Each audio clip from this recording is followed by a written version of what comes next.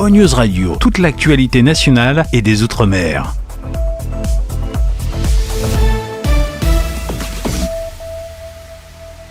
7 bonnes raisons de choisir Voyage Antillais. Voyage Antillais est une agence antillaise depuis plus de 50 ans.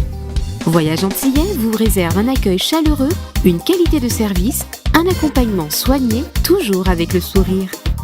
Voyage Antillais vous propose les meilleurs prix. Avec Voyage Antillais, vous bénéficiez de facilités de paiement.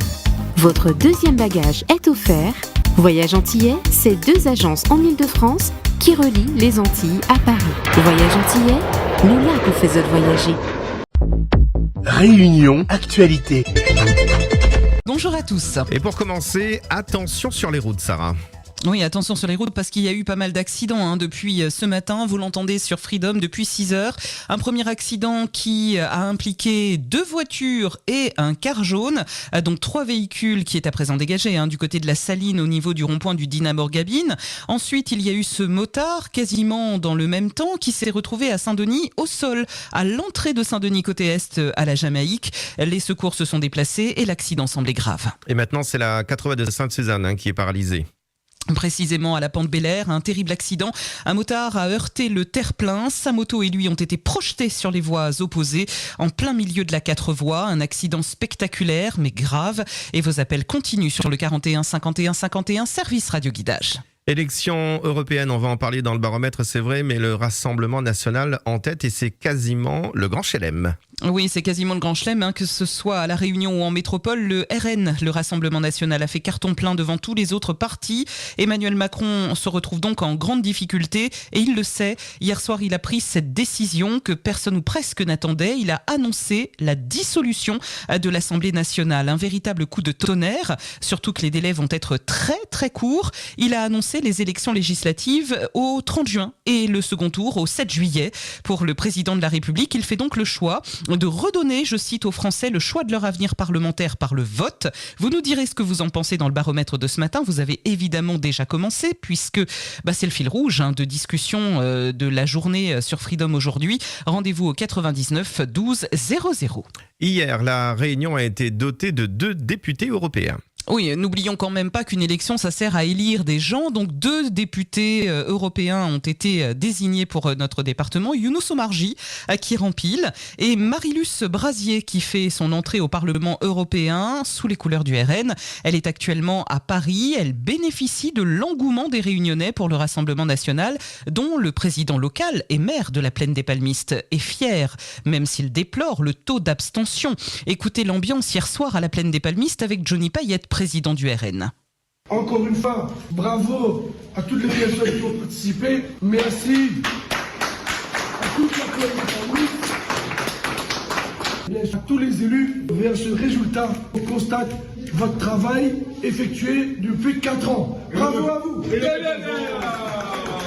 Le RN commence à prendre forme à La Réunion depuis pas mal de temps quand même. Voilà, ça donne des ailes et je pense que les Réunionnais sont contents. On a une députée réunionnaise de l'Est du RN. On est forcément joyeux.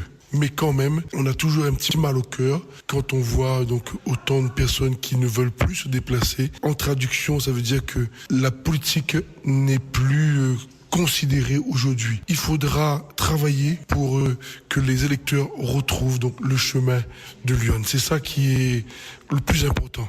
Redonner confiance aux électeurs.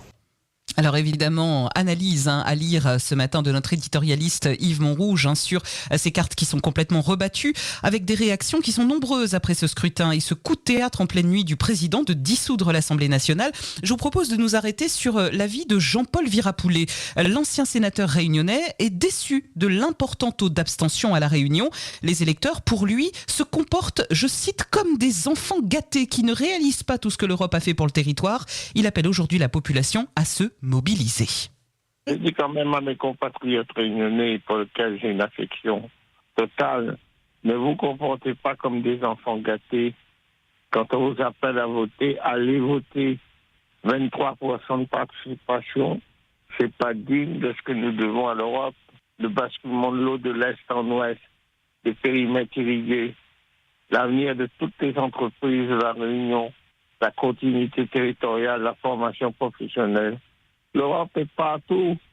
Et quand l'Europe nous dit, alors, comment vous trouvez? C'est bon, pas bon, on doit dire à notre cas, ils vont être rigolants. Voilà, pour ces élections européennes, Jean-Paul Virapoulet au micro d'Audrey Lorette. D'autres réactions à entendre à 8h30 au prochain journal, notamment celle de Jean-Hugues Ratenon. Je rappelle qu'on va revoter, qu'on va rebattre les cartes pour les législatives. Le 30 juin prochain pour le premier tour, 7 députés à élire sur le département. Freedom, il est 7h passées de 36 minutes. Une info qu'on vous donnait hier déjà, mais qu'on vous rappelle aujourd'hui. Le collège Henri Matisse à Bois d'Olive, à Saint-Pierre, restera fermé aujourd'hui. À cause d'un gros problème d'électricité, ils ont transmis l'information sur Facebook parce qu'ils n'avaient aucun autre moyen de le faire. Plus d'informations aux parents dans les heures qui viennent. Je rappelle qu'on parle du collège Henri Matisse à Bois d'Olive à Saint-Pierre. Pas besoin d'emmener vos enfants, l'établissement est fermé. Et Saint-Pierre toujours, le Sakifo a réuni 37 000 personnes hier. Oui, parce qu'il n'y avait pas que l'élection européenne hier quand même, il y avait aussi énormément d'engouement, des milliers de personnes. Alors là, il n'y avait pas d'abstention sur le Sakifo Festival. Un immense final pour les 20 ans d'existence. Des milliers de personnes avaient hier convergé dans le sud. Et pour finir, le foot. Hier, nous avons vécu ensemble en multiplex la 11e journée de Régional 1 et ça se passait sur Radio Freedom. Exactement. Jean-Claude David et son équipe s'étaient répartis sur les différents stades de Lille, comme à l'accoutumée, pour vous commenter les plus grands moments de football. Je vais vous donner les résultats de la 11e journée. Alors sachez qu'il y a eu une belle victoire de la Tamponnaise 4-0 sur Ravine Blanche. Victoire aussi de la Saint-Pauloise FC sur l'ACF Piton Saint-Leu 2-0. Trois-Bassins Jeanne d'Arc, ça s'est soldé par un match nul, 1 partout. La victoire de l'Excelsior 2-1 sur Sainte-Rose. Belle victoire aussi de l'AF Saint-Louis sur la Gauloise 3-0. Il y a eu la victoire de l'AS Saint-Louis 3-2 sur Sainte-Suzanne. Et puis ce dernier match qui a fait polémique hier entre le Saint-Denis FC et la JS Saint-Pierroise. Le Saint-Denis FC a gagné 1-0 au stade de la Redoute à Saint-Denis. Alors, ce choc-là, c'est un derby qui généralement est très attendu entre le Nord et le Sud. Sauf que là, Saint-Pierre n'est pas content. Saint-Pierre est très très amer. Écoutez Wilson Clara, le coach de l'équipe de la JSSP, pour qui 2 buts ont été refusés. Des refus pas justifiés selon lui. Il est extrêmement déçu après tout le travail qu'il a abattu avec ses joueurs pour cette saison très tendue. Et il a même, Wilson Clara, la sensation que ce match a été volé par des erreurs d'arbitrage. Je suis encore amer en fait par rapport à cette défaite. Il faut dire les choses sans langue de bois. Quoique sur ce match-là, je ne vais pas revenir sur la victoire de Saint-Denis. Ils ont mis un but. C'est bien, ils ont gagné. Mais nous, sincèrement, on s'est fait voler. Il faut se dire les choses. On ne peut jamais se faire refuser 2 buts valables. Tu te trompes peut-être sur le premier, ça peut passer. Mais tu ne peux pas te tromper de nouveau sur le deuxième but. Il n'y a jamais hors-jeu. Et d'autant plus qu'il y a 2 versions sur le premier but. Sur le premier but, l'arbitre nous dit qu'il y a faute avec nous.